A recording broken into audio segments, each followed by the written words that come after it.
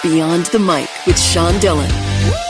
We're joined on the Starline by a TV host, author, and physician. His latest book shows readers the steps to increasing longevity and holding back future illnesses. The book is Eat Your Age, Feel Younger, Be Happier, Live Longer. We welcome New York Times bestselling author, Dr. Ian K. Smith. Hey, man. Good to talk to you. Thanks for having me. Ian, let's go beyond the mic. You've written so many books. Shred, Super Shred, Blast Sugar out of your nonfiction side.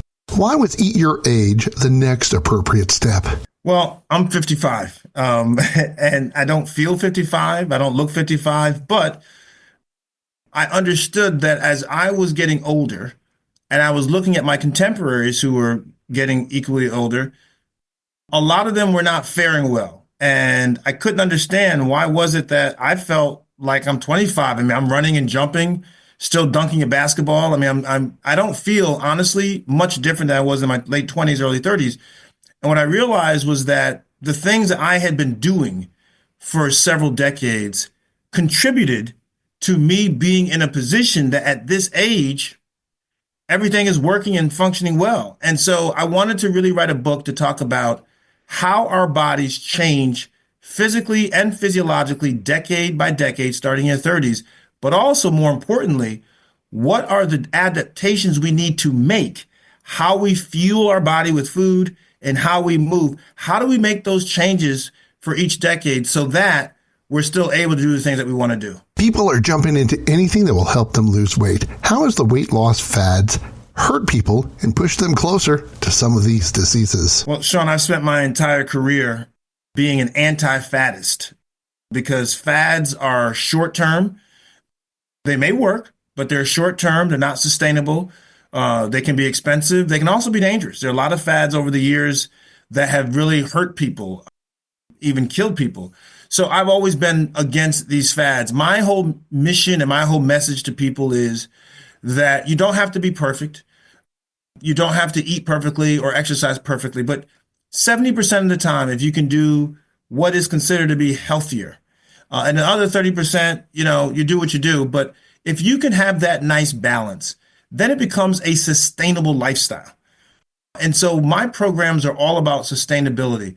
Are you able to do this not just now, but a year from now and 10 years from now? And I think people who are able to do that, then they obviously enjoy long-term success. Which nutrient is the key for men and women today?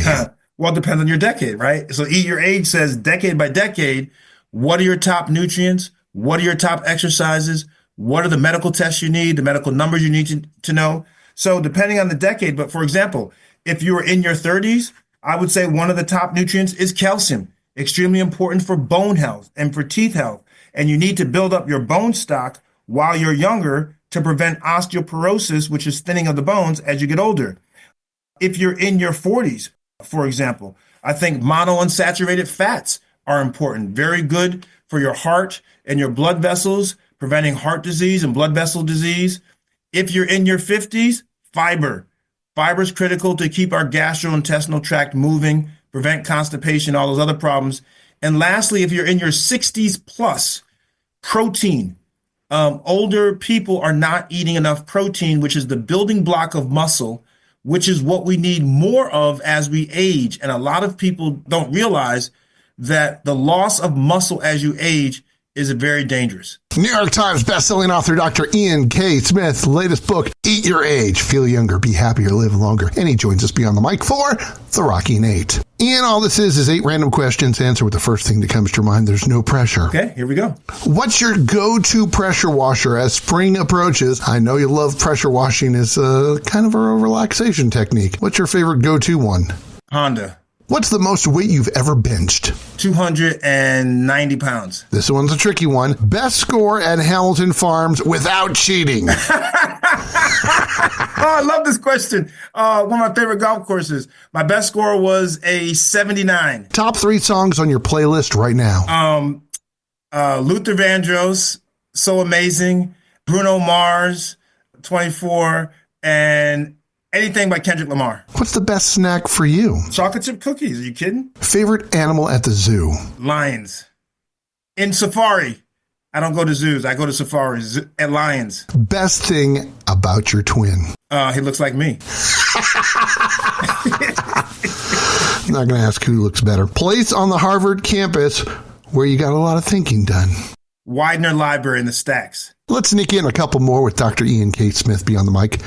What's your favorite memory of your World War II veteran grandfather who lived to 92? My favorite memory of him was riding in the car in his old Dodge and going to the post office to buy stamps because he was a stamp collector, and him telling us all kinds of stories as I was a little kid.